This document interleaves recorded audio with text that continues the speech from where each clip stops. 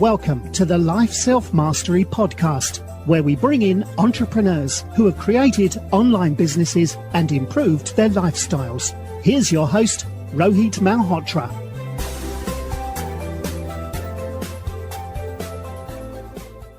Hi everyone, this is Rohit from Life Self-Mastery, and today I'm excited to have Daniel Scrivner, who's the CEO of Flow. He was earlier the head of design for Digit and Square. Daniel is an early stage investor in businesses like Superhuman, Codex, Notion, Stance, and many others. Daniel is also a general partner at Blackletter Ventures. Welcome to the show, Daniel. Thank you so much for having me. It's great to be here. Awesome. So Daniel, how did you get into design and get into investing into startups? Yeah, so my background's is pretty different, I think, than most people that I've kind of met or worked with. So for me, when I was growing up, I was definitely not attracted to design.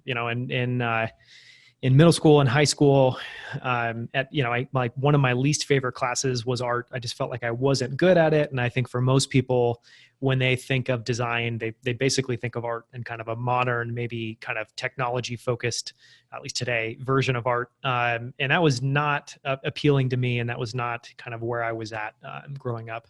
So I really stumbled into design. And the way I stumbled into it was when I was in high school, one of the classes I took over the summer semester break was all about HTML. So at that point in time, this was the 90s. We didn't have CSS. I don't even know if JavaScript was really around at that time. So if you wanted to create a website, you were basically doing it all in HTML, and that was interesting to me. I took the class mainly because it just felt like it was more interesting than the others, but I wouldn't say I was particularly, I didn't want to just build websites. I just took it because it seemed slightly interesting. But what I quickly fell in love with was that I could, in a few hours, have an idea, be able to build it, and then be able to share it with other people. And, once you go through that progression a couple times, I think something that becomes pretty obvious is, you've created this thing, you want to go and share it with somebody. And what I kept finding myself struggling with is it didn't look good. I wasn't, I felt like something was missing. And so that led me down the road of kind of starting to learn about what that is. Like, how do you take something that's functional and turn it into something that's appealing and attractive and, has some more emotional or kind of narrative storytelling qualities to it.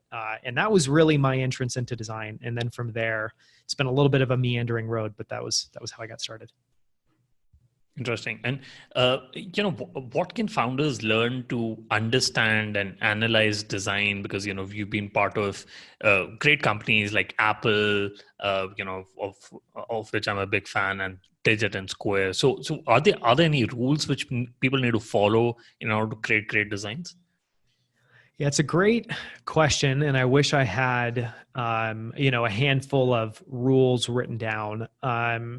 Just to take a step back for a second, in my career so far, I've worked at basically every level, in the design profession, from, the kind of lowest level designer on the totem pole to being a freelance designer, doing it all to myself, to being an art director, leading a small team, and eventually a creative director leading, bigger teams. And then at Square, I got the chance to be a director of design, head of design at the company, and take the design team from around 4 to 40, fleshing out a bunch of different disciplines from, print and packaging and graphic design to web design to product design to video and photography, copywriting, and how all those things come together. And I've also worked as an advisor with companies as well too, at very different stages, but a lot of them have been early stage technology companies that they know that design is important for what they're doing. And I think people's perspectives on design changes a lot depending on the industry, depending on really what they're going after and the type of company that they want to build and how they want to compete in their space. So the thing that I would, say to kind of maybe start to answer that question is, I think it's really helpful, first and foremost, that people kind of have the right context to think about design. And I think, again, the failure mode I've seen time and time and time again is what they're really after is the first order effective design. And what I mean by that is what they're after is they just want to have an appealing product. So they're a fan of, say Tesla, say Apple, luxury brands, Nike, fashion brands. And what they really want is they just want to be iconic, or they want to have that look or that feel or that aesthetic that helps them stand apart. And I think the people that approach it really at that surface level, they don't, I just don't think they really understand the power of design. And I could talk about that in a second. But I think it goes a lot deeper than that veneer that a lot of people are initially attracted to. But I also think that is the way to immediately put kind of design within your company into a failure mode, which is to just say, I think of design as just something, it's almost like, hey, we've built a house and it's taken us, 12 months to do it. And now, I want to bring in the designers and I'm going to give them, 2 weeks, say a month. And I just really want them to just pretty it up. And I think that that just doesn't work point blank. And so I think the foundation for thinking about, design correctly in your company is really understanding that at the end of the day, it's an input into what you end up shipping out into the world. And what I mean by that is I think the companies that do design the best, whether it's, Apple, Superhuman, there's a bunch of examples that I could rattle off today, but I think the companies that do design best don't see it as a veneer or something that they want. They see it as an approach to solving problems and as a capacity in their company that can help them think through problems correctly, that can help them identify the right way to build features. And really, I guess the way that I think about it is if you do it well, design is a thread that runs through everything that you do. So when someone comes to your website and, sees the way that you present your product to the world and sees the way that you present your brand and your company to the world, and the best companies, that aligns and snaps into place with the way they build their features, the way they think about the product, whether they think about building, a super powerful product or a super lean product. And so I think what I really learned to appreciate at a company like Apple, which for me, I kind of consider the, boot camp, that I ended up being fortunate enough early in my career to kind of enroll in, that taught me how to do repeatably great design again and again and again and build that capacity up, in a company and learning how to do that at scale. What I really learned there is what it looks like, what it feels like to be in a company where design is aligned. And it's important at every level. It's, at the level of what should we build? It's at the level of how should we build it? It's at the level of what does this look like and feel like? And, then it's threaded all the way through to the packaging and the marketing and the branding. Right. And interesting you talked about Apple because, Steve Jobs had, a design aligned with the values and the culture at Apple. But you would also work with Square, which is, which is a great fintech company, but also because you've directly reported to Jack Dorsey, who's also the CEO of Twitter. And, since Steve Jobs is no longer there, there are a lot of stories about Jack Dorsey and Elon Musk being, being there as the tech titans. So what was your experience working with Jack Dorsey, and, what is the experience founders can learn from your learnings from, working directly with him? Sure. No, it's a great question. I learned a tremendous amount from Jack. I learned a lot from Steve peripherally. I never got to interact with Steve directly, but when I was at Apple was towards the end of his tenure. And so I got to see him around campus. I got to, get feedback that he would give on the projects we were working on. And, I guess the thing that I see that ties, design focused, I think, product focused, quality focused CEOs together. And I would, put all of those CEOs in that bucket, is a couple of things. I think one is Ray Dalio, who's the founder of Bridgewater and, right. Somewhat recently has published the book Principles. has a really interesting title that I think applies really well to all of these. And that's, he calls them shapers. And what that really is someone who can engage at every level in the process. So again, at the highest, earliest strategic level of what should we be building and why, to how are we going to go about building this and again, why. So like so you decide, as an example, say something like you decide to build an iPad, which you might think of as, sitting somewhere between a phone and a laptop. And maybe that's an initial decision as we want to go and build this. Then the next thing is, how do we build it? What's the form factor? What's the feature set?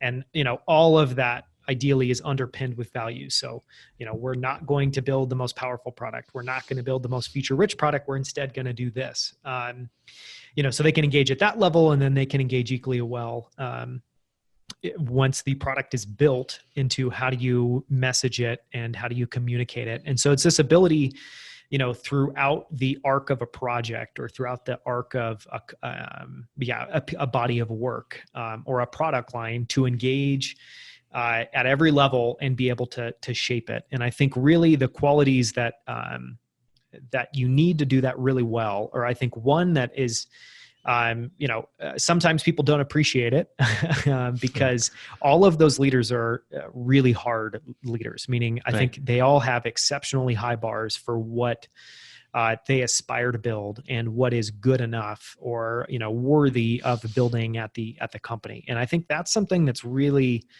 underappreciated and not talked about enough. Is I think at the end of the day, it all really starts with, you just have to have a ridiculously high bar. And that's something I've tried to take and apply to the companies I've invested in, the companies I've advised, the companies that I'm helping to build, is I think just a really rare quality, because it's difficult to care so much that you're always thinking much more about the gulf between what you're looking at and what it could become. It's difficult time and time again when the team comes to you with ideas or suggestions or new features to, apply that really high bar to the team and let them know when they're meeting the mark or when something is falling below the mark. And so I think that's something they've all had in common. And Jack, definitely a quality that Jack had, is Jack just had an enormously high bar for what was good enough within the team. And then I think another one is, just this aspiration to build something great. And I think that needs to be there as well too.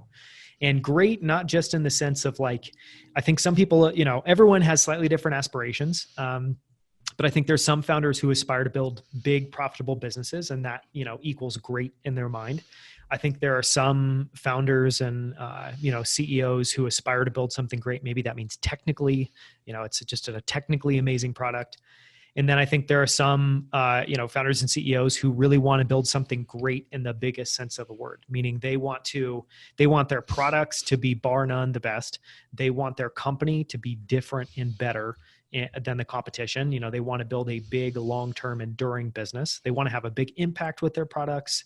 And I think a lot of them also want to have they think about what they're building, not just in a business sense, but almost in a cultural sense. And I think that's maybe the thing that I was just most amazed at and kind of in awe at Jack, is he had the ability to be super in the weeds in the businesses he was a part of and the businesses that he was leading and building. And also always understand how that tied back to culture and where people were and what people were thinking about and what the trends were that were happening, and really making sure that he was building his business in a way that it could have a cultural impact. And I think that's something a lot of people don't maybe misunderstand a little bit about Apple is, yes, they're good at building products. Yes, they're good at marketing, but they also aspire to be cultural leaders. That's why Apple ads always feature music that you've likely never heard of before. That's why their ads are done in a really different way, in a really opinionated way or a really high gloss, kind of execution type way, because they don't just aspire to do something good, meaning it like is at the bar of what exists today. They aspire to do something new, to contribute a new note, and to have that be something that resonates with people, culturally. Right. And, there's something different about Jack Dorsey and Elon Musk, is because they run they run two multi-billion-dollar companies. So is it true that, Jack would work on certain days on Twitter and on certain days on Square? Yeah. And I think just, so on that, I mean, yeah, I think what everyone struggles with there is we all have the same amount of time. We all have 24 hours in a day. We all have 365 days. And there is only so much, that we can do. But I think what I find kind of fascinating about just the controversy around someone like Jack or someone like Elon is that people just have this really hard fixed, I think extremely limited understanding in their mind that really you can only just do one thing well.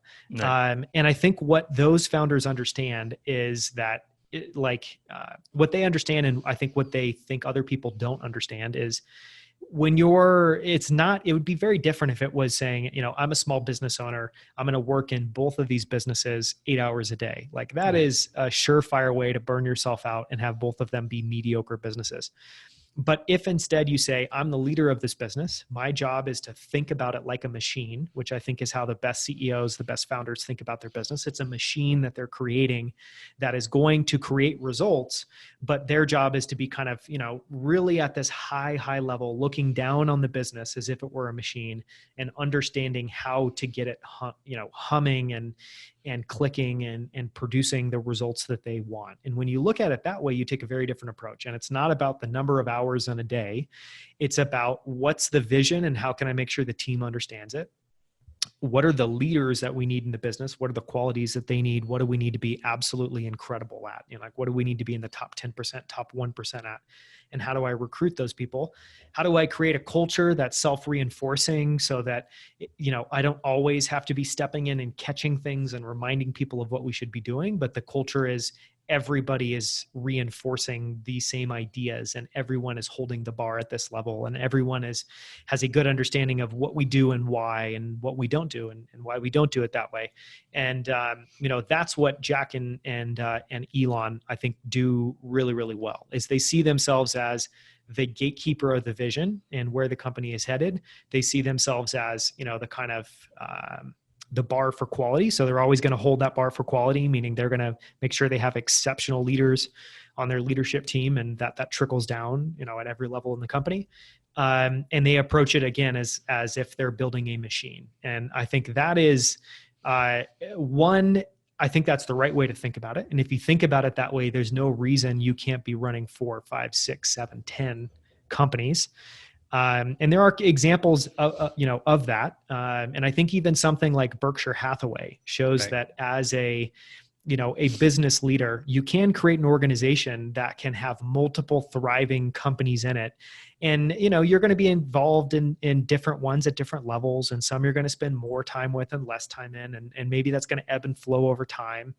But just to put a point on it, I just think there's something, just the fact that that's as controversial as it is. And the fact that, even investors, professional investors and analysts in business can't seem to understand that there's nothing inherently, there's no inherent limits that mean that someone can't build 2 incredible businesses at once. It's just all about, one, the beliefs that we all hold, and I think generally how limited those are, or how limiting they are. And then 2, just the way that we think about it. And I think a lot of people still equate output with effort put into it.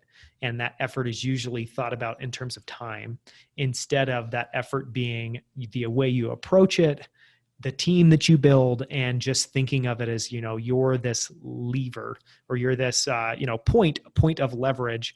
And that, if you think about it that way, there's no reason you can't build multiple big businesses at once. No, very interestingly, you pointed out that, if you don't limit your beliefs, especially when it comes to, companies like Berkshire and what Elon and Jack Dorsey has done is, if you delegate the work and build a culture where the business owners who looking at the responsibilities, I think that is the way to go about it. Yeah. And, I would just add, it's not, what I'm not saying, and what I definitely think is not true, is that is not the easy route. And if you are going to go and try to, just going out and saying, I'm going to build one incredible business, it takes an extraordinary level of effort and focus and, just ambition and drive and grit to be able to do that in one business. So I'm not saying that this is for everyone. I think it takes a very particular individual to be able to do that, especially over long periods of time. And, Daniel, you've been part of some great companies and especially like Apple and Square. So do you think design is still a very important competitive advantage in tech, especially in consumer companies? Excuse me. Yeah, I think it's important, not just in consumer companies. And I think the way I would, the way I think about it and the way I think I would kind of suggest that other people think about it is really this. If you look at the modern company, whether it is selling to businesses, whether it's selling to consumers, I think a few things are true. One, there's much more competition than there's ever been. And I think the number of competitors in any space is growing year over year at this point. And that's a result of a bunch of things. That's a result of, companies like Square that make it incredibly easy and have removed a lot of the barriers to entry that used to exist to open up a traditional business that's brick and mortar or a, kind of digital remote at home kind of hobby or lifestyle type business. It's also companies like Stripe, companies like Shopify. There's just been a wave of innovation that has lowered the bar dramatically from what it takes to be able to start a business and start, competing for customers and revenue in a given space.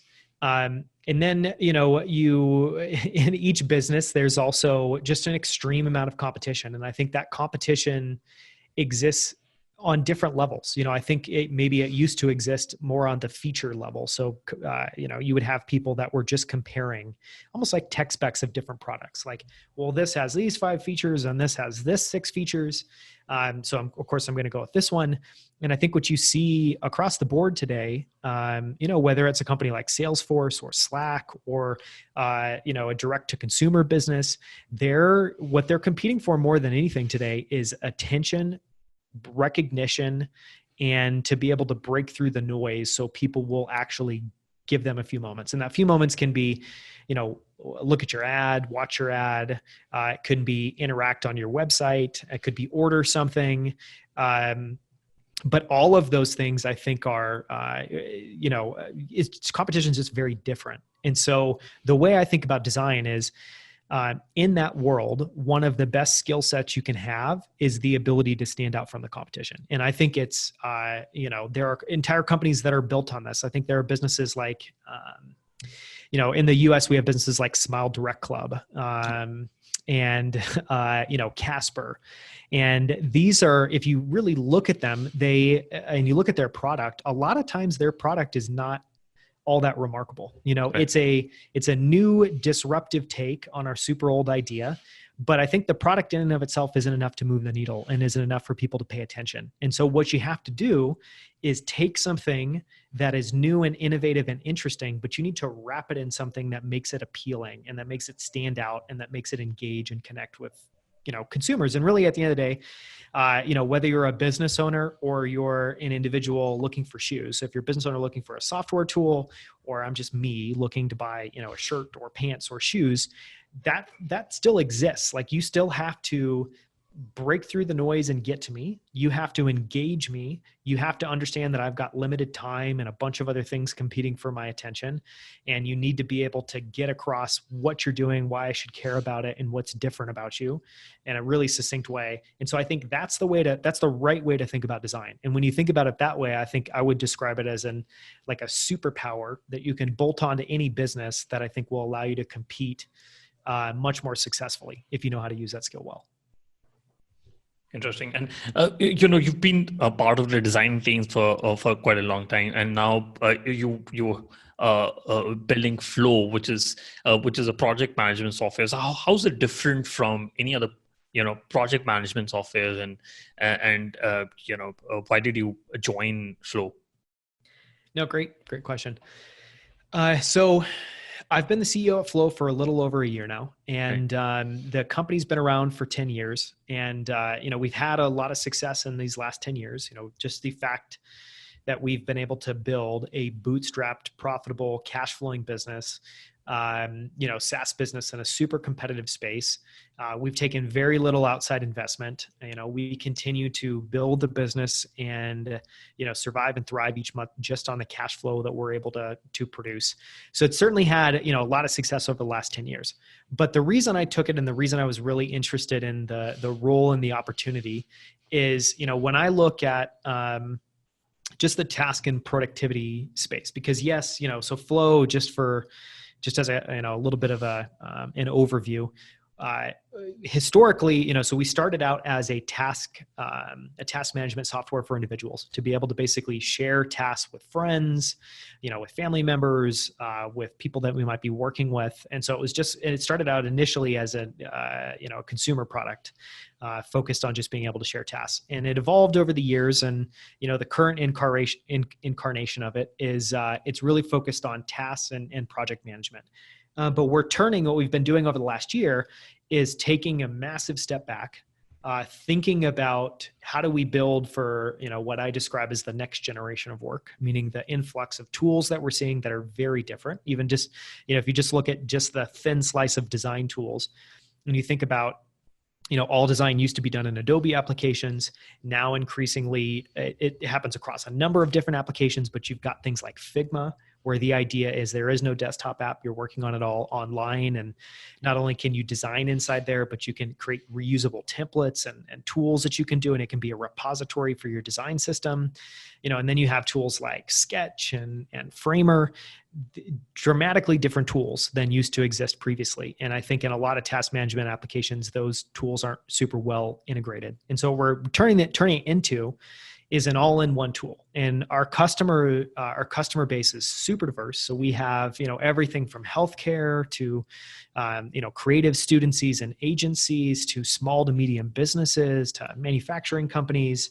And so the way that I really think about it is it's not, what it is it's a tool to help teams be able to get more out of the resources that they have. And what I mean by that is I think it took me a little while to realize this and see it this way, but I think what any, quote unquote productivity app is it's really a way to say, I have these resources and I want to head here. So I, have X, I want to get to Z. What are the ways that I can kind of build a more fine-tuned machine out of the people that I have, out of the ideas that we have, the processes that we have? How are we able to get more output? And I think when you think about it that way, you think about it a little bit differently. And so what the opportunity that I saw was to come into a space that I think generally when I look at project management or just productivity software today, I think it's super uninspiring. And I think something that we're seeing happening across the board with, quote unquote business tools is that people they're tired of, they're spending huge portions of their day in this tool. Right. The tool they frequently find uninspiring, boring, frustrating.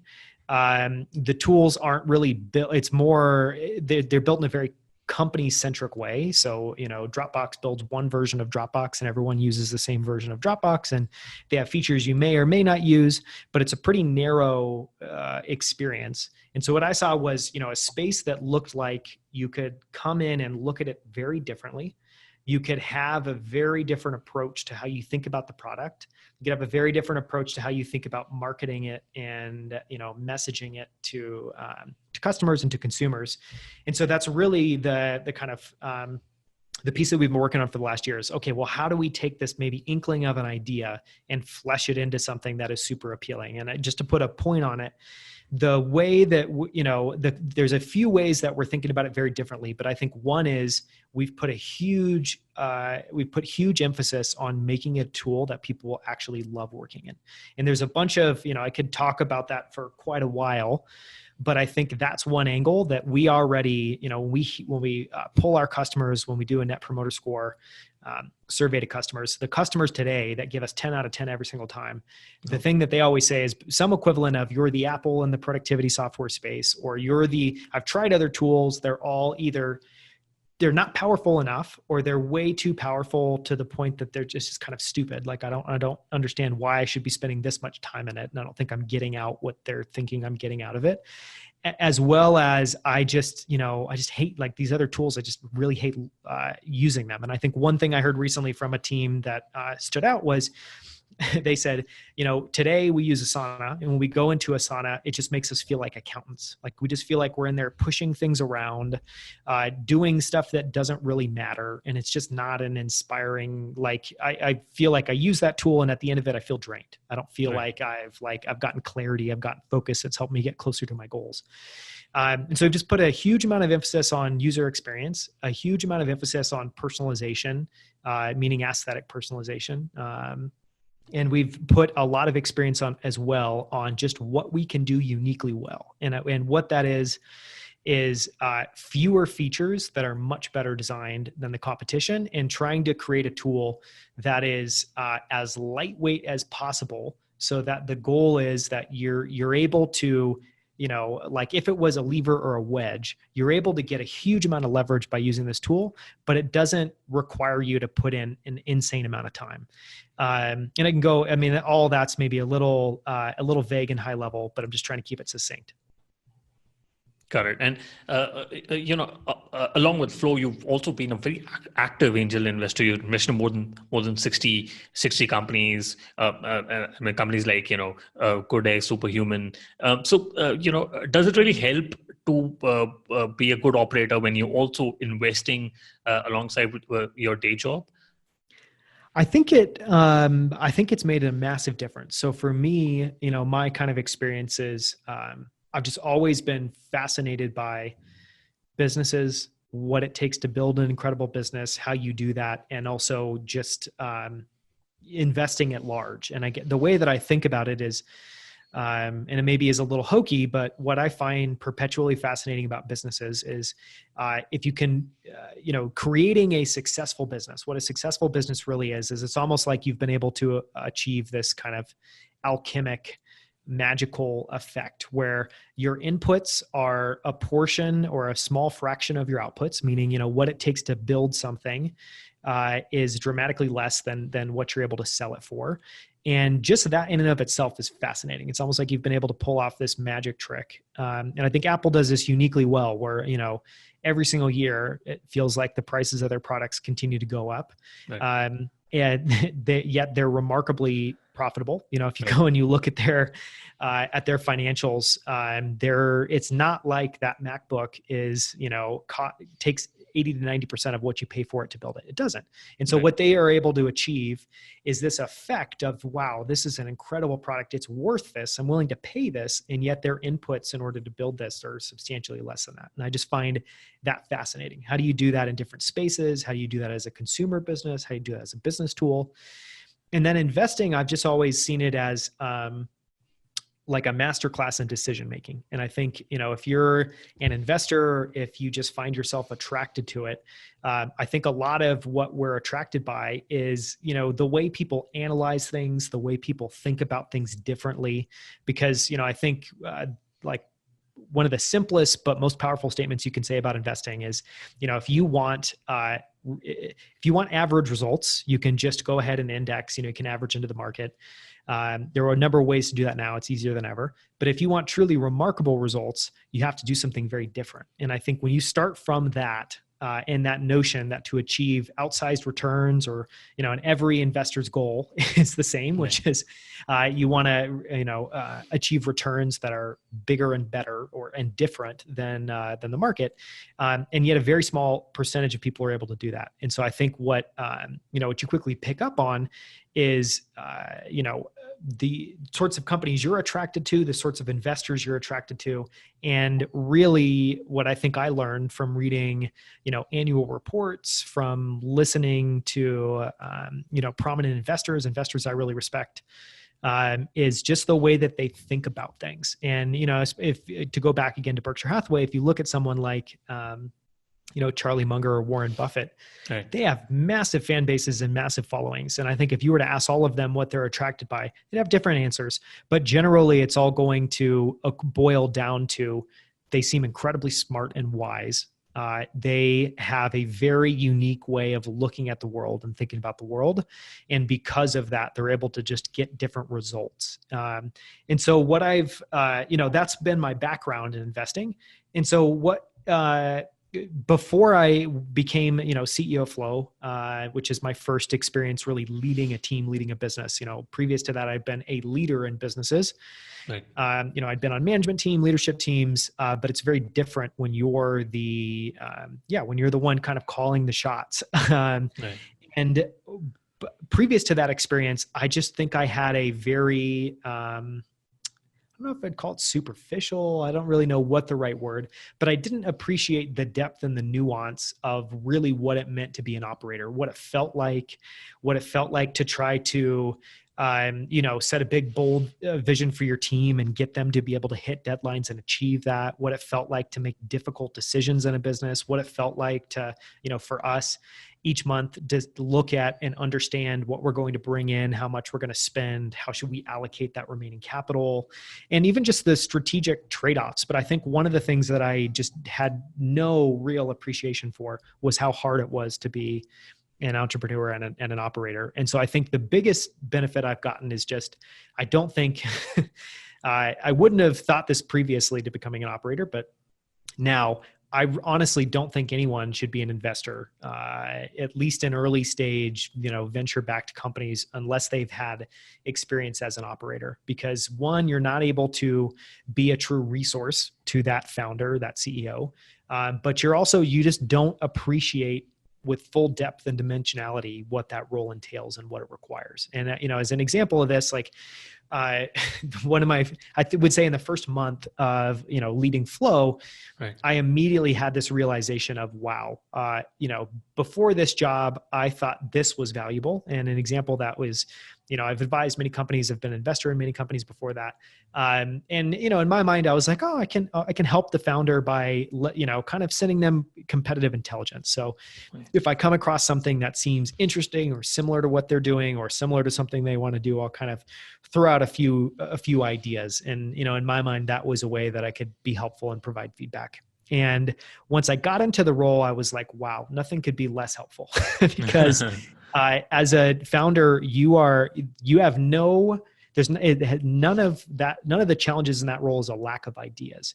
It is how are you able to execute this idea, this vision that you have, and how do you, what's that journey look like? How do you course correct every single day to get there? How do you make big, bold strategic calls to, see like step function changes in your progress? And so really, what I quickly realized is I think the best thing you can do for a founder is to just be a helpful, supportive, but like sparring partner on, help them think through the difficult things that they're struggling with in the business, or ask them what's something that you would like to do, say in the next 6, 9, 12 months that right now is just an inkling, but you just know that there's something in this idea that's interesting. Let's talk about that. Let's figure out what is that.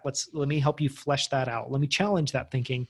And so I think, as an operator, you really appreciate because the role is really isolating in a lot of ways. And there's, again, no lack of ideas and no lack of information and data on competitors and what other people are doing. You just really want help at, I'm one brain and I have to work on these super high level, very different problems than what my team is working on. You really want help there. And so I think that was one of the biggest realizations I had. And I think that, again, just to put a point on it, it already made me a dramatically better investor. And it's made me, I think, truly be able to be helpful in a real sense to entrepreneurs and not in a superficial kind of all too common VC sense. Interesting. There are a lot of operators who say that, they become better investors feel that, once they've worked on a business, they understand the founders. So it's a very interesting take. But you're also a general partner at Blackletter. So how was the transition from being an angel investor to institutional investments? And is Blackletter a micro fund or an angel syndicate? Yeah, so Blackletter is really, it's primarily my own capital. And it's only been in the Okay. last few years that I've started to open it up to like-minded investors. And the thought process there is really, um, so, first and foremost, I just wanted to start especially after my experience at Square. I left that role with, like a different level of resources, financial Yeah. resources than I entered that role. And so I was just at a different phase because, I'd been with that company early on. I was there through the IPO. I got to be there on the New York Stock Exchange the day that we Nice. IPO'd. I feel like I got to just have the kind of full, like, Goldilocks fairy tale kind of Right. startup experience. And, I've really seen, my experience after that has just made me very aware that that is not the average experience, and that the average experience for startup employees or just people, working at startups is very different from that. So I was very fortunate just in the experience I was able to have at Square. But coming out of that, I kind of felt two things. One, at least for a period of time, I did not want to go in and dive in and do the same thing.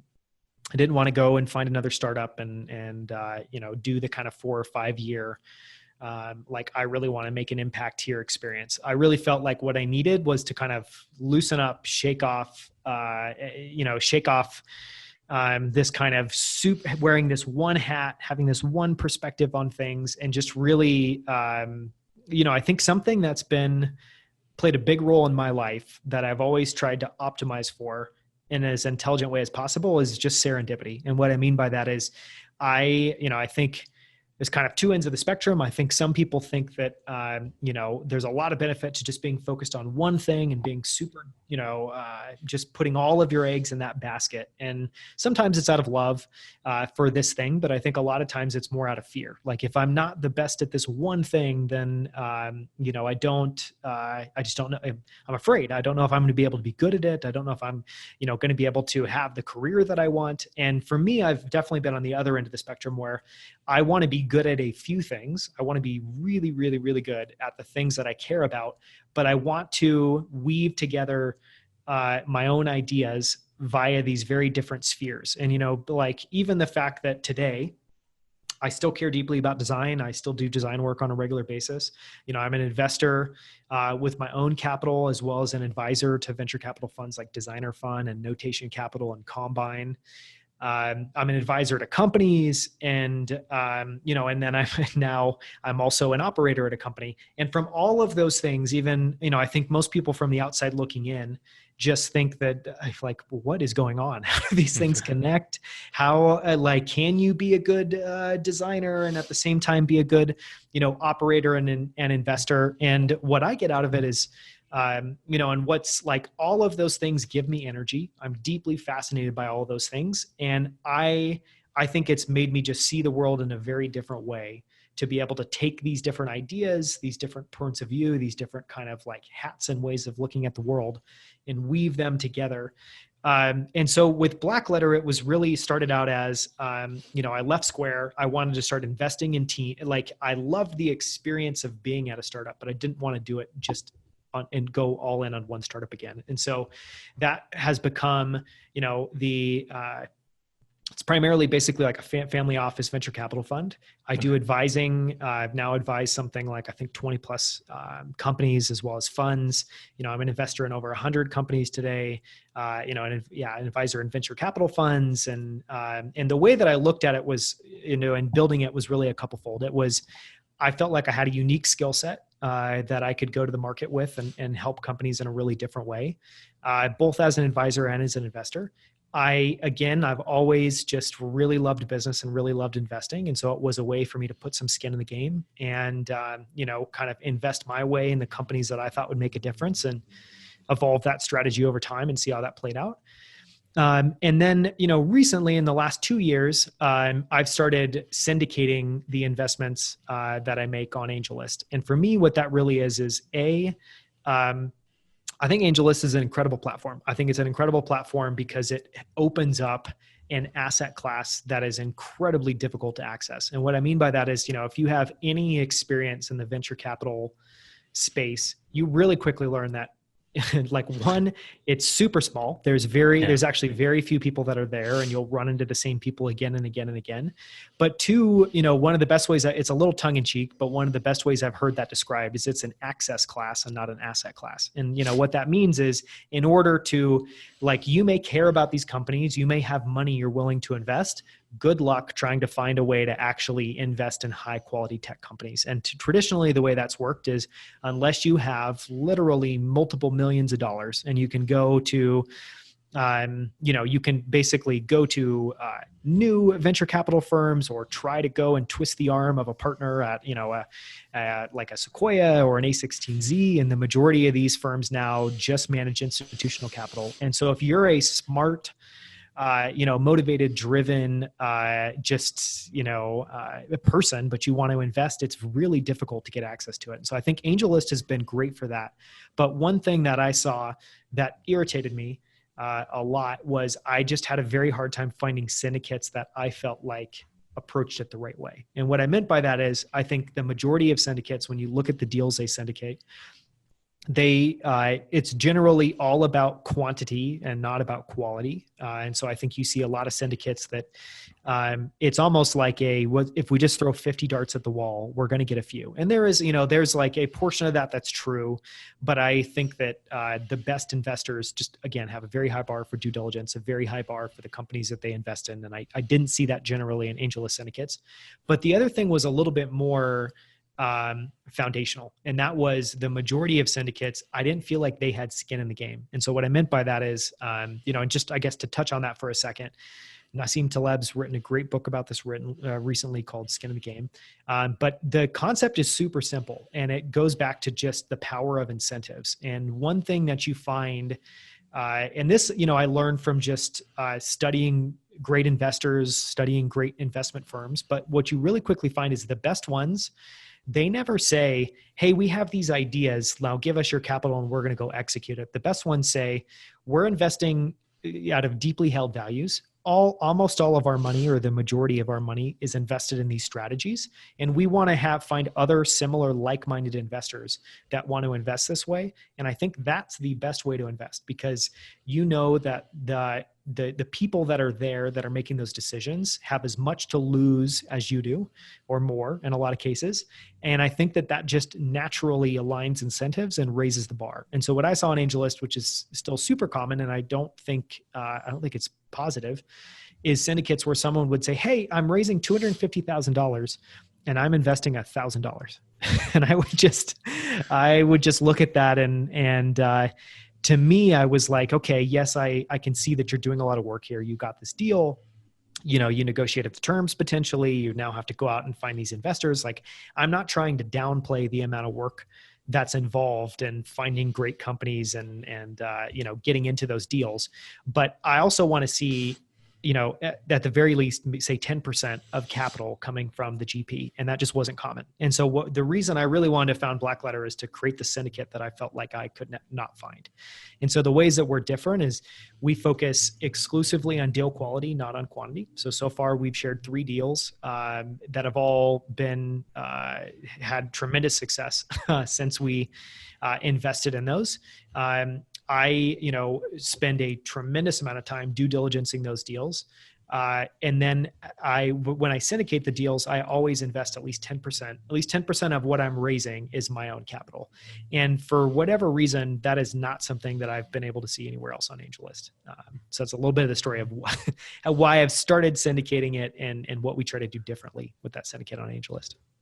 No, so that's an interesting insight. 10% of the total funds being raised, but how do you? One is, are you sector agnostic, and second is, how do you make a decision? Somewhere I read that VCs look at rejecting 99% of the deals because one is a very few number of startups get a Series A or are able to scale up. So one is, are you sector agnostic? Is Blackletter sector agnostic, and what is the decision process? Do you have any favorite sectors which you like to invest into? Yeah, so we're definitely sector agnostic, and the way that I think about that is I don't I don't disagree with people or investors or investment firms that are thesis driven. And, typically what that means is the way that process starts is someone says, here's how I see the world unfolding over the next 5, 10, 15 years. And now I'm going to go and invest in things that align with this strategy. I think that works really well in public equity markets. So a good example of that is, I'm a big fan of a firm called ARK Invest. And I would describe them as a thesis-driven firm. And they have a handful of mutual funds that are also available as ETFs. And they're extremely focused on disruptive technology. And I just love their perspective. But I think their approach to being thesis-driven works because they are able to, just look at a much smaller subset of companies, which are companies that have already had, enormous success to be able to get to the point to be a public equity. You have a lot more information to be able to assess these companies once they're public. You can look at all of someone's competitors' financials. You can look at all the annual reports and the, shareholder letters from all the companies. It's just very different. And I think that works. But for me, for whatever reason, that's just not how my brain works when I'm thinking about kind of early stage companies. And what I really mean by that is when I see investors, when I hear investors that are thesis driven, it just feels to me like it's a constant case of kind of confirmation bias. Because what you're really looking for is saying, this is how I think the world's going to play out. Then you're basically going and saying, I'm going to look for companies that fit this mold, that snap into this narrative. And typically thesis driven firms, they're thesis driven for multiple funds or at least one fund, which means I'm going to have an idea. And then over the next 4, 8, 12 years, over say, 2 to 3 funds, I'm going to invest along this thesis, and that can work. But what I find, I just think the dynamics are very different at the early stage. And what I think matters more than anything is the entrepreneur. It all has to start, at least, it does for me, with the person leading the business. Do I think they have the qualities? Do I think they have the ability? Do I think they have the experience to be able to build a truly remarkable, large company? Do I think they have a differentiated strategy in a way of, looking at the world? And do I think they're going to be able to execute that? And, I think for me, that's just always come from, I think incredible entrepreneurs, they're always crazy outliers. They have very different points of view. They have a very different makeup, a very different background. And it is inherently in them. It's like almost like their DNA that is what you see in the business multiple years later. And there are examples like that. I think that was my experience at Square with Jack Dorsey. Like Square is Square because of Jack. Yeah. Twitter is Twitter. I think they've had a handful of leaders, but it's because of Jack. I think Tesla is Tesla because of Elon. And so I think maybe not all, but I think a lot of the best businesses are just, they're iconoclastic because the person leading them is iconoclastic. So that's the approach I've taken. And so, to give you an example, we've invested in one fintech company, which is a competitor to Robinhood, that was called Matador and is now called Public. And you can find them at public.com. So that's a fintech company that does like fractional shares and commission-free trading, but they have a super different approach to it, which is what really attracted me to it, as well as the founders and the team there. We also invested in a company that couldn't be more different, called Monty Kids, which builds toys. It's basically a subscription. It's a subscription package for early kids. So as for background, I've got a 2-year-old at home. And what you really see is, and you don't really know this before you become a parent, but for those first, handful of years, you are the one, whether you know it or not, kind of helping that kid develop their brain, learn how to use their motor skills, learn how to think about things. And that doesn't, it takes a lot of years until you can do that by talking to a kid or by reading them a book or by being able to have discussions. And so in all those early years, kids learn just by experience. And the best way, they learn is by play. And so Monty Kids' whole idea is it's Montessori based. So it's based on real science and a real history of incredible education. And they make just incredible, naturally made toys for kids that stimulate the brain, that help develop all the right skills. And so what they sell is basically a subscription you can buy into as soon as your kid is basically born, and can help fill in the gaps in those early years to help develop their brain. And then the last one we've done recently is a company called Flight that I actually invested in, I think 2+ or 3+ years back at this point initially. And what they've been building is, it's a little hard to describe. It's kind of like, I think if Evernote were starting, at this period in time, I think it would look and feel a lot like this product, but it's basically it's for taking notes. It's kind of like if you were to imagine Notes app on your phone meets Pinterest, right. Meets the ability to like share and post the collections and curations that you're able to do online. That's what Flight is building. And so all those are very different, but what really mattered is, do I believe in the business they're building and in the strategy that they're taking? Do I believe in the person running the business? And there's a super, super high bar there. I think the highest bar has to be applied to that entrepreneur, because strategies can change, but the person running the business is unlikely to change. And they're going to be, create the failure modes that are there, or create the feedback loops that lead to success. So sector agnostic, focused primarily on the entrepreneurs, and then just trying to find these remarkable, differentiated ideas and paths that we think can have a very large upside and potentially limited downside. Interesting. And how do you source deal flows for Blackletter ventures? It's a great question. Again, I don't think there's any right way to source deals. It certainly helps. What I've focused on that's made the biggest difference is just, I think it helps if you are an operator yourself. So it's definitely helped, being the CEO of Flow and being in a role that I think when you reach out to other CEOs and you reach out to entrepreneurs, I think there's just a different level of rapport. If you're not just an investor, but if you're also an operator that would be interested in investing in their business, I think that's kind of the highest compliment you can pay an entrepreneur, is to say, hey, I'm another entrepreneur. I really like what you're building. If you're ever raising a round, I'd love to talk. I'd love to support you and work with you to help build this thing that you're trying to build in the world. Network definitely helps. And that is where I think it still is a little bit of an access class. If you're going to be an investor of your own capital, but especially of your capital and other people's capital, having a network is crazy important. And I think the right way to think about that is not to say, I'm going to send a bunch of cold emails, I'm just going to take a bunch of people to coffee. No, I think what really works in the Silicon Valley space is people, again, it's a tribe. It's not that big. And so what really helps is having a background of, I've worked at this company, I've done this, I've, been able to be an investor in this company, I've been an advisor here. And if you're, hardworking enough, lucky enough, and, you build a good reputation, over time, you start to accumulate this advantage of being able to reach out to entrepreneurs. And really, I think that's what it is it's not so much being aware of companies. I think that is relatively easy. You could just be on Product Hunt, or you can, look at what companies are demoing at YC. Right. I think what really matters is, will you be able to break through and get someone to listen to what you have to say, to be open to have you on as an investor? And will you be able to,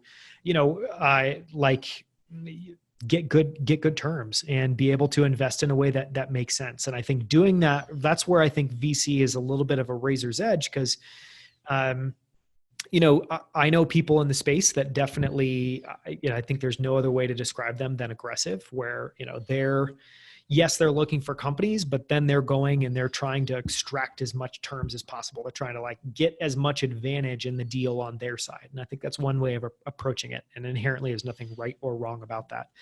But the way that I think about it, and the rule that I try to follow is, I try to, again, pick great entrepreneurs, make sure that it's a product. And, this is the other thing that I feel really fortunate about investing my own capital and having that be the basis of of the syndicate is, I'm not going to invest in any companies that I wouldn't be a customer of. I'm not going to invest in any companies that I don't deeply believe in what they're building, because not only, that's what's going to draw me into it, but I'm then going to put capital, like my own super precious capital, behind this company. And so, those are some of the criteria. And so the way I just try to approach it is, I just want to, I have things that I'll negotiate for that I just think are fair. So some examples of that are something like pro rata rights, which basically means if I invest now in the business, I want the ability to be able to invest in your next round and at least maintain my ownership. I think that, if you can explain that to a founder, and I think one thing that's fascinating is, a lot of, being able to negotiate an investment and syndicate a deal is being able to explain things like founders in a super direct but relatable way. And so, the way that I try to negotiate with founders, once I found one I'm interested in, is just to say, I don't negotiate on a lot, but here are a couple things I care about. I care about information rights, and here's why. I care about pro rata rights, and here's why. And and then here's these other kind of softer, more qualitative criteria. Like, I want to make sure that there's nothing weird or malicious in the terms. I generally want to make sure that what we're receiving rights-wise is in line with other investors. And so, you can ask to see all the side letters an entrepreneurs had with other investors to know what other rights people have negotiated. And I just try to come up with a deal that's a win for everybody, but comes from the basis of, I'm investing my capital in a business that's very early stage that could be worth something, but statistically, more often than not, will not be worth something. So here's what I want, just as like simple common sense protections that are all aligned. And so that's, I guess, this last thing I would say is, we're kind of negotiating terms with an entrepreneur and negotiating a deal that will syndicate. It's all just alignment of incentives. And I think if you approach it that way, and you're able to speak just in a super plain way about, like, here's what I'm looking for, here's why it matters to me, here's why I think it's, it makes sense. It's very easy for someone else to get on the same page with you and understand that, oh yeah, okay, you're coming at it, from a super level-headed perspective, because again, a lot of entrepreneurs deal with a wide range of investors. And I want to continue to build a long-term advantage. So I want to do deals today that'll get me better deals tomorrow. I want to work with entrepreneurs in a way that will make them want to recommend me to other entrepreneurs, either as an investor, as an advisor, or just someone that can be helpful, or someone that can help them think about things in a different way. Right, and is your long-term goal to be a full-time investor, or do you want to be an operator and invest on the side? Yeah, I guess I don't think about it on this as being on the side. I just think about it as, these are a collection of things that I love, I'm fascinated by, and I would love to continue getting better at over the course of my life. And so my hope is really, because I don't, I think about things a little bit more three-dimensionally than I think a lot of people do. And so even something like Blackletter, that's one, some people talk about like sleeves of an investment or sleeves of a portfolio. That's one sleeve of my portfolio, meaning, yes, I do invest in early stage companies, but I also have public equity portfolios that I invest in. And none of that is, it's all done in a way that understands that I don't have 40 hours per week to be able to dedicate to these things, but these are things that I enjoy. These are things that I see as a reciprocal feedback loop that, being a better investor will make me a better CEO. Being a better investor will make me a better builder of businesses, and vice versa. And so, yeah, I don't have a strong point of view about whether I'll be a full-time investor in the future. But right now I'm really enjoying, and I would like to continue being both an operator and an investor. And I see those kind of reciprocal things. Interesting. And, we're recording this podcast in the month of March, when we had the COVID coronavirus, lockdowns across the world. What advice would you give to founders, looking to raise funds, or they're looking to grow the businesses? What do you think is going to happen in the next couple of months for early stage founders? Yeah, it's a really difficult, unique time in history that we're in at the moment for a bunch of reasons. And I think generally, my advice would be, If you are in a, if you're a company that already has some capital and you maybe were thinking about raising a follow-on round, I think if you can wait, you should absolutely wait. I think if you're an early stage founder that wants to go out and raise seed capital, if you can wait, I think you should wait.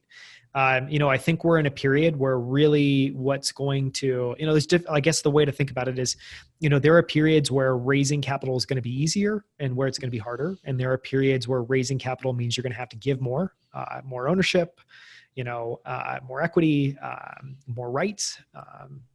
And there are periods of time where you're not going to have to be in that position. And I think right now, the power balance is such that all the power is in the hands of, venture capitalists.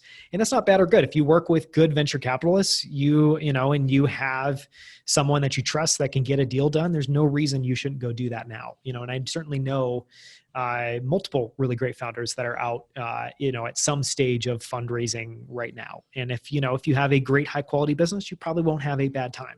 But I would just say, I think the way to think about this time right now is it's a time to just channel your frustration, your isolation potentially. If you're, you were used to working in an office and now you're working remotely, it's definitely a more stressful time. But I think this is a uniquely advantageous time to channel all of that into what you're building, and focus less ideally. Like, if you have a business that's not profitable and is cash flowing, it's a great time to try to be in control of your own destiny. Really make sure that you're cut any non-strategic, costs, expenses in your business.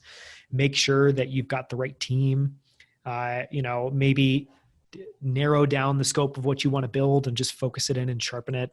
But I think this is the time to be sharpening your skills, really putting in the work, because I think right now a lot of people generally are, I think, if you can launch something, or if you have something, I think you've got a super receptive audience online. Everyone is, primarily not allowed to go outside, not allowed to socialize, not allowed to really interact with others. And so I think it's a great time to be, shipping things for customers and shipping updates. And I think it's a great time to just focus on outworking and, outmaneuvering the competition. That's definitely what we're focused on doing at Flow at the moment.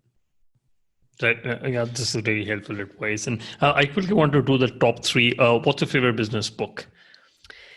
Yeah, I don't have a favorite business book. And I would just loosely reiterate, Naval Ravikant, I think, has a really good take on that. If you want to be a good entrepreneur, if you want to be a good leader, but if you want to build it, if you want to be good at building businesses, maybe the worst thing you can do is to read business books, because business is not a singular skill. You don't get better at quote unquote business. Business is really it's a skill stack. It's like negotiation. It's understanding pricing. It's understanding, financial kind of things like balance sheet and an income statement and accounting for your business. Part of it is strategy.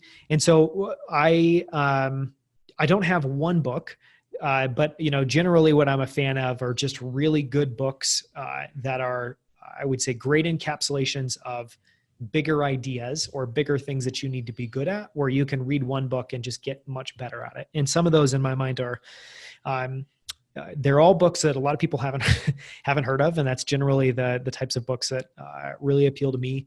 One that I love that I read a couple of years ago, that's all about pricing, which I think is something people put way too much emphasis and effort into.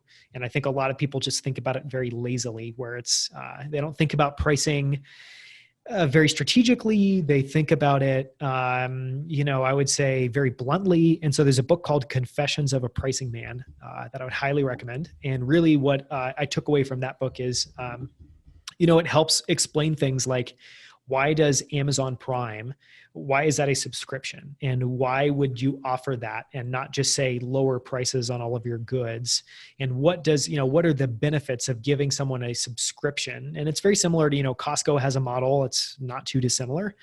But when and so they have a case study in the book that talks about just to take a couple steps back, the book is written by a man who owns and runs one of the largest pricing consultancies in the world. And even just that alone, knowing that there are businesses out there that do tens of millions, hundreds of millions of dollars in revenue, doing nothing but helping companies like Porsche, German train companies figure out the right way to price their product is fascinating.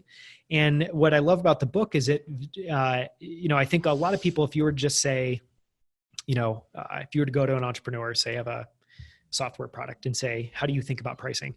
I bet the conversation would be something like, oh, well, I don't think we should do annual and we should just do monthly. And, I really want to I definitely want to do stuff with pricing psychology. So I want to make sure prices are, $749 or $999.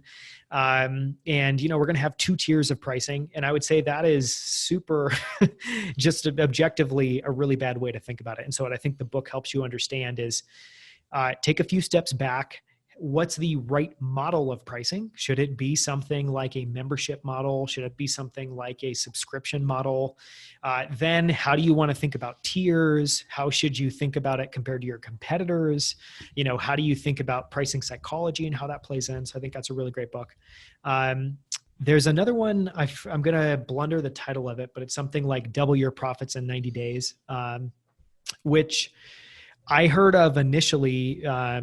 I'm a fan of, again, I spent a lot of time studying investors. I'm a fan generally of what 3G Capital out of Brazil has been able to do with companies like Kraft Heinz and Budweiser. And this is a book that this is all secondhand, so I don't know if this is true or not, but this is a book that supposedly they give out to the leadership teams and management teams of the businesses they acquire. And it's super controversial. Even just the title, I think a lot of people would balk at, but even the things that are described in it, I think if you read it with an open mind, I think you come away with things that are really interesting. If you read it, in a judgmental place, I think you'll think that maybe a lot of what they recommend is a little overboard. But basically what a book like that helps you understand is what are the levers that you have in your business that you can pull on to help improve the financial performance of your company. And I think, generally, like if we were talking 2 months ago, those skills probably wouldn't be super applicable. Everything was doing really well. You didn't have to be in a defensive mindset. It didn't really help you to be in a defensive mindset. You just want to put all of your effort into growing and into, just ways to kind of propel your growth because things are generally going well. Now the world is super, super, super different. And a lot of businesses, whether they're mom or pop businesses or even venture capital backed businesses, they're realizing that they need to be good at understanding how to be defensive in their business. And a lot of people have given it zero effort and zero attention ever. And so I think what a book like that does really well is it just helps you understand if you ever did need to get defensive in your business, what are some of those levers you can pull? And how could you potentially go into a business that is fine, but probably underperforming across a bunch of different dimensions? And how do you change the profile of that business? And so it's very tactics focused, but I think it's great. And just the last book I would give, which I've been reading recently, and for me, a lot of what I try to do now is, just build a discipline out of it where every day this is the previous reality. Every day I would go out to lunch, try to go somewhere where I could get food, but really just honestly read and be able to eat at the same time, but put more attention on reading. And I would just try to have a book that I could it's almost like a voice in my life, an idea, a person in my life for a period of time. And to be able to go and just have this be something I can think on, come back to, continue to refine and get a little bit better at each day. And so the book's called The Champion's Mind. And it's written by a sports psychologist who's worked with, professional teams, Olympic athletes, entrepreneurs, race car drivers, people who need to perform at their highest across a bunch of different dimensions. And what I love about the book is I've read similar books that are about, kind of high performance or psychology focused and with a performance bent. And a lot of them I think are just really narrow. And what I love about this book is it truly is a representation of, this man's work. He's worked with people from, business leaders, athletes. He's worked across a bunch of different spheres, even with the military. And so the book's just a really great, it just makes it so you don't have to read it linearly. Every single day you can open up the book, you can pick a chapter and you can find something that's interesting. So I'd recommend all 3 of those.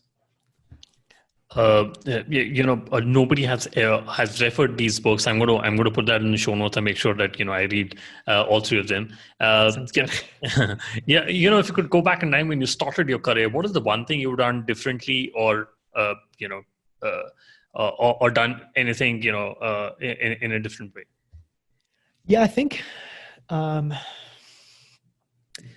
lot of it, honestly, is I think when, at least for me, my experience, throughout the course of my career, I feel like fear has played less and less of a role. And what I mean by that is at least for me, I came from a smallish town. A lot of people I know never ended up leaving that town or never ended up getting far away from it. I don't have a college degree. I'm a self-taught designer.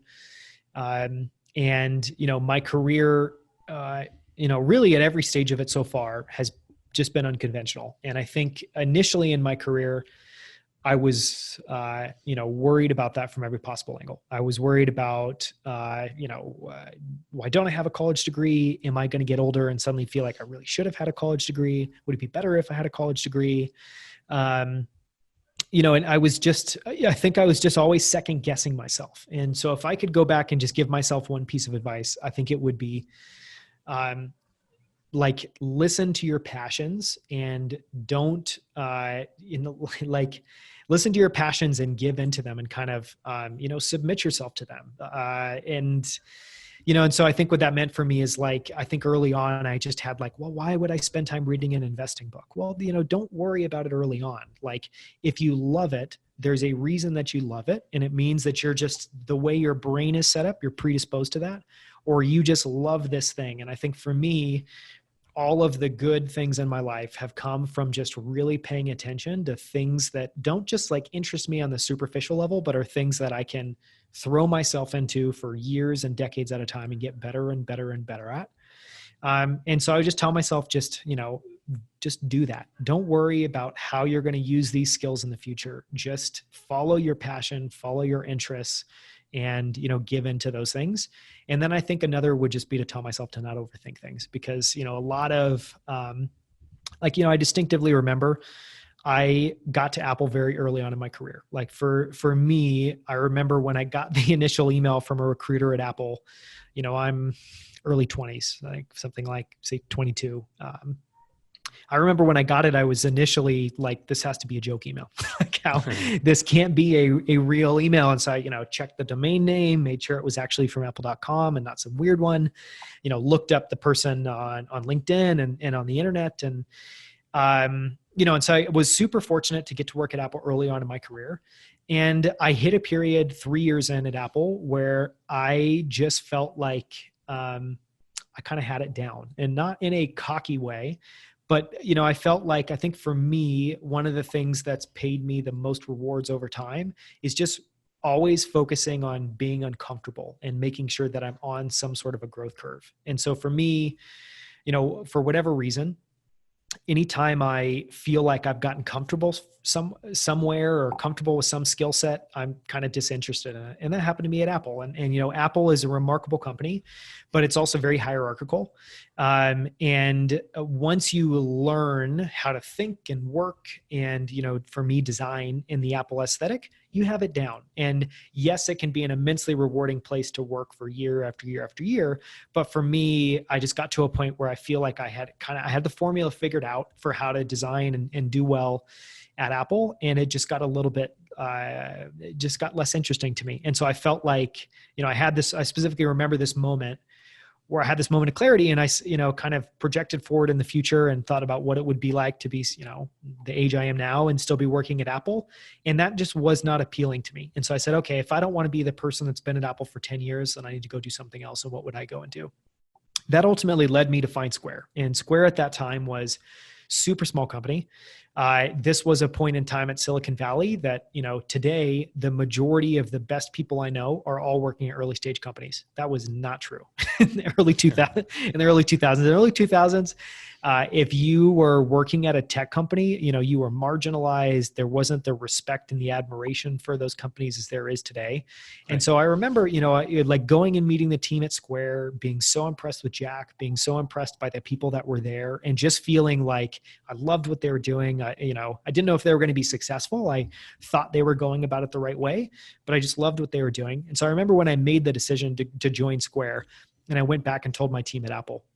And everyone was, couldn't have been nicer about, they said wonderful things about what it was like to work together. They wished me the best of luck, but I could read in between the lines and see the expressions on people's faces. And, generally it was, what are you doing? Like, no one leaves Apple to go and work for a no-name startup like Square. Right. And so that was, it didn't make sense to a lot of people, but it made a lot of sense to me. And so again, that was me just like focusing on being uncomfortable so that I knew I was always getting better at something and always challenging myself, and knowing that I was never going to be able to tell what good was going to come out of that, but some amazing things were going to come out of that. And then the second was just making sure I was always following my passions. Those have been huge for me. Interesting. And do you have any favorite online tool other than Flow? It's a great question. Let me look at my phone real quick. The tools that I use most heavily every single day are, I'm a big fan of Headspace and 10% for meditation, and I toggle back and forth between those.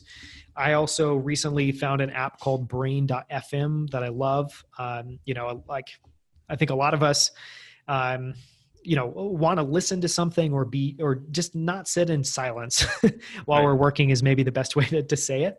And, we all have music that we listen to, but for me, I definitely I need to get into the groove to be able to do deep work. So if I want to do something for multiple hours, I want that to fly by. I just want to kind of get into the zone.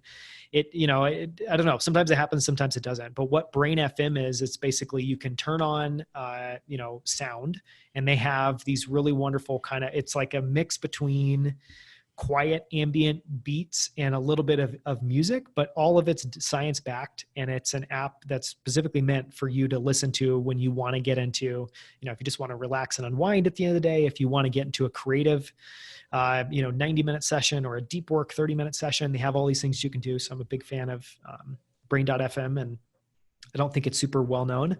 And then the other ones, I think, I use Twitter a lot, and I think one of the ones I use that I don't know if it gets much love or a lot of love, but I care a lot just about having, and this goes back to kind of what I'm trying to build at Flow. I love well-crafted tools that are opinionated. And I think that there's way too few of those. And what I mean by that is I think it's super easy to just be like, I'm going to make another notes app and just kind of generally do what everybody else does. I think it's very hard to say, I'm going to build a notes app and I am going to be good at this. I really don't want to do this. I'm going to really over-index on this. And I think what comes out the other end when someone takes a really opinionated, like I'm scratching my own itch version to creating a product, is there's just something magical about that, because it's not watered down.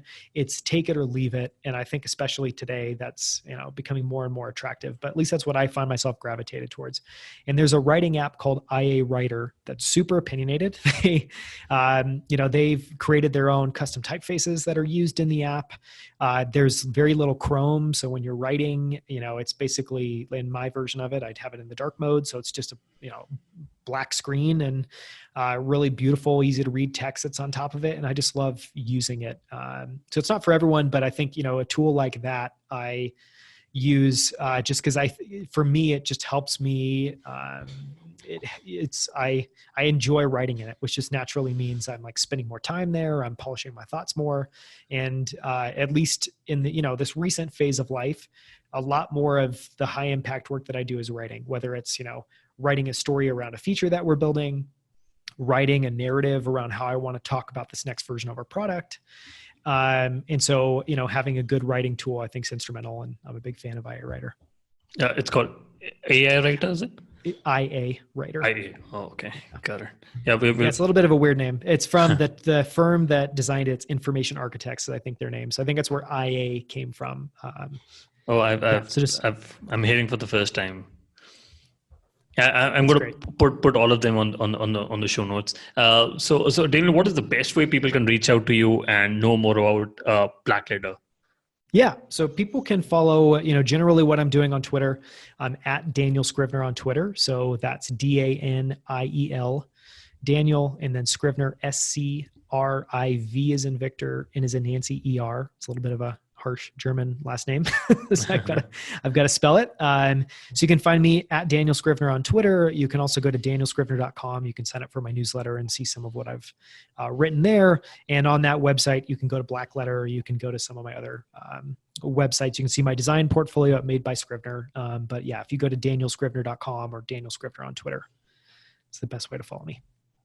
Right. We'll put that in the show notes. So apologies for a longish podcast, but I thoroughly enjoyed speaking to you, and I'll, really, really happy to have you on the show, and thank you for taking out your time out here. No, thank you so much. And yeah, sorry if this is a slightly long, but no, it was wonderful to talk about this stuff. And thank you so much. Thanks for listening to the Life Self-Mastery podcast, where we teach you how to start and grow your online business. For more information, visit Rohit's blog at www.lifeselfmastery.com.